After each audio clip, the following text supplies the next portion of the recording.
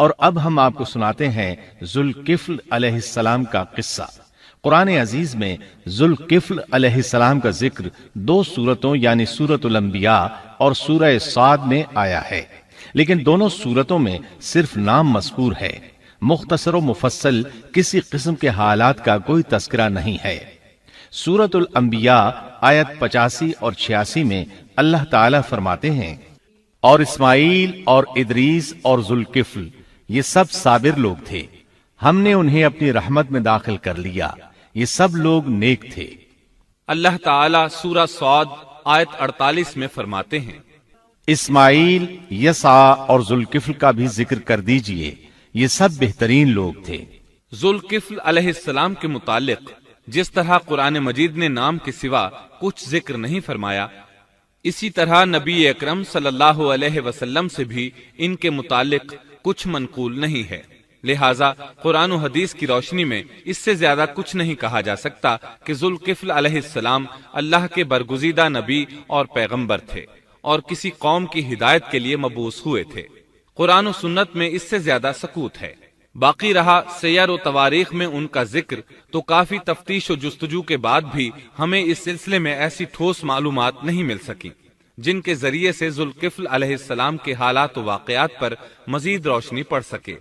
چنانچہ تورات بھی خاموش ہے اور اسلامی تاریخ بھی۔ البتہ ابن جریر رحمت اللہ علیہ نے مشہور مفسر تابعی مجاہد رحمت اللہ علیہ سے ان کے متعلق ایک قصہ نقل کیا ہے۔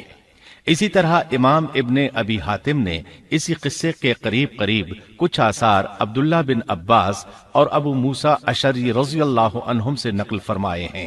یہ طویل روایات ہیں۔ ان میں ہے کہ ابن عباس اور ابو موسیٰ اشعری رضی اللہ عنہم فرماتے ہیں کہ ذوالکفل نبی نہیں تھے، بلکہ وہ ایک نیک اور صالح آدمی تھے۔ لیکن ایک تو یہ روایات سند کے اعتبار سے ضعیف ہیں، دوسرا یہ کہ ابن عباس اور ابو موسیٰ رضی اللہ عنہم جیسے جلیل القدر صحابہ اور مجاہد رحمت اللہ علیہ جیسے عظیم تابعی سے یہ ناممکن ہے کہ وہ ذوالکفل علیہ السلام کے متعلق یہ فرمائیں کہ وہ نبی نہیں بلکہ ایک نیک مرد تھے۔ شاہ عبد القادر رحمت اللہ علیہ کا موقف ہے کہ ذوالکفل ایوب علیہ السلام کے بیٹے تھے اور انہوں نے اللہ کی خاطر کسی آدمی کی ضمانت دی تھی جس کی پاداش میں ان کو کئی برس قید کی تکالیف برداشت کرنا پڑی۔ چنانچہ شاہ صاحب اپنی تفسیر موضح القرآن میں لکھتے ہیں کہ ذوالکفل ایوب علیہ السلام کے بیٹے تھے، ایک شخص کے ضامن ہو کر کئی برس قید رہے اور اللہ کی خاطر یہ مشقت سہی۔ موجودہ دور کے بعض مفسرین کا خیال ہے کہ ذوالکفل حزقیل علیہ السلام کا لقب ہے۔ ایک دوسرے مفسر کی عجیب و غریب رائے یہ ہے کہ ذوالکفل گوتم بدھ کا لقب ہے، کیونکہ اس کے دارالسلطنت کا نام کپل تھا، جس کا معرب کفل ہے، اور عربی میں ذو صاحب اور مالک کے لیے آتا ہے، اور صاحب مال کے لیے ذو مال اور مالک شہر کے لیے ذو بلد کے الفاظ کثرت سے استعمال ہوتے ہیں، لہٰذا یہاں بھی کپل کے مالک و بادشاہ کو ذوالکفل کہا گیا ہے۔ اس مفسر نے یہ بھی دعویٰ کیا ہے کہ گوتم بدھ کی اصل تعلیم توحید اور حقیقی اسلام ہی کی تعلیم تھی، مگر اس کی موجودہ صورت دوسرے ادیان کی طرح محرف اور مسخ شدہ ہے۔ لیکن یہ اقوال قیاس و آراء سے زیادہ تاریخی حیثیت سے کوئی وقت نہیں رکھتے۔ ہم اس تعصب کے قائل نہیں ہیں کہ اگر صحیح تاریخ سے یہ ثابت ہو جائے کہ قرآن نے جن انبیاء کے صرف نام ذکر کیے ہیں ان کا مصداق فلاں برگزیدہ ہستی ہے، اور اس کا انکار صرف اس لیے کر دیا جائے کہ اس سے پہلے چونکہ ایسی بات کسی نے نہیں کہی اس لیے یہ قابل رد ہے۔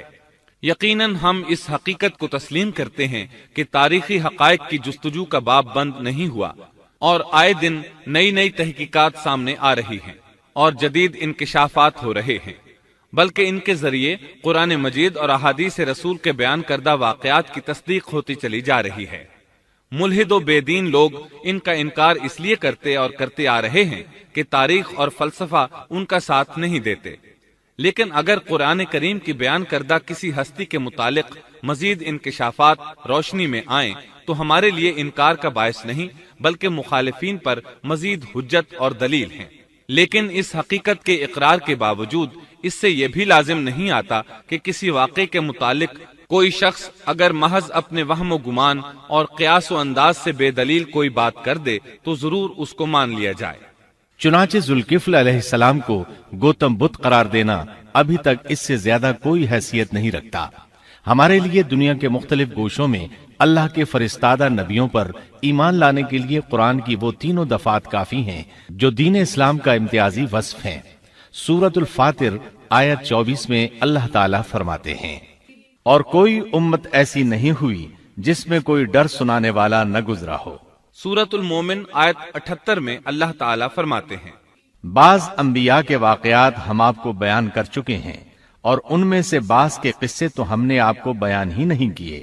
سورۃ البقرہ آیت 136 میں اللہ تعالیٰ فرماتے ہیں، ہم رسولوں میں سے کسی کے درمیان فرق نہیں کرتے۔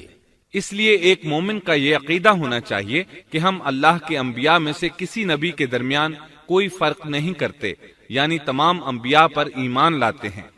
اس صاف اور واضح عقیدے کے بعد اگر ہمارے سامنے کسی ملک اور کسی خطے کے انبیاء اور رسول کے واقعات نہیں بھی آئے تو اس کے اسباب و وجوہات اور ہیں، لیکن جہاں تک ان پر ایمان لانے کا تعلق ہے وہ اختصار سے بھی کافی ہے، اور ان کی تفصیلات سے آگاہی ہماری رشد و ہدایت کے مقاصد یعنی اللہ پر ایمان اور نیک اعمال کے لیے ضروری نہیں ہے، خصوصاً جبکہ اللہ تعالیٰ نے ہم پر یہ حقیقت بھی قرآن مجید میں واضح کر دی ہے کہ نبی اکرم صلی اللہ علیہ وسلم خاتم النبیین ہیں اور تمام سچے ادیان کی صحیح اور حقیقی تعلیم کی تصدیق کر کے ان کو بلند درجات کے درجہ کمال تک پہنچانے والے ہیں، جیسا کہ سورۃ المائدہ آیت 3 میں اللہ تعالیٰ فرماتے ہیں، آج میں نے تمہارے لیے دین کو کامل کر دیا اور تم پر اپنا انعام بھرپور کر دیا اور تمہارے لیے اسلام کے دین ہونے پر رضامند ہو گیا۔ خلاصہ کلام یہ کہ ہمیں یہ تسلیم ہے کہ ہندوستان میں بھی اللہ کے سچے نبی اور پیغمبر مبعوث ہوئے، بلکہ سیرت نگاروں کی روایات کے مطابق ابو البشر آدم علیہ السلام اسی ہندوستان کے کسی گوشے میں اتارے گئے، لیکن جب تک قرآن و حدیث کی صراحت یا تاریخ کے صحیح دلائل و براہین سے یہ ثابت نہ ہو جائے کہ ذوالکفل گوتم بدھ کا لقب ہے، محض قیاس و آراء کی بنا پر ہم اس کو تسلیم نہیں کرتے، کیونکہ جس طرح کسی نبی کو نہ ماننا کفر کی راہ ہے، اسی طرح کسی غیر نبی کو نبی تسلیم کرنا بھی باطل ہے۔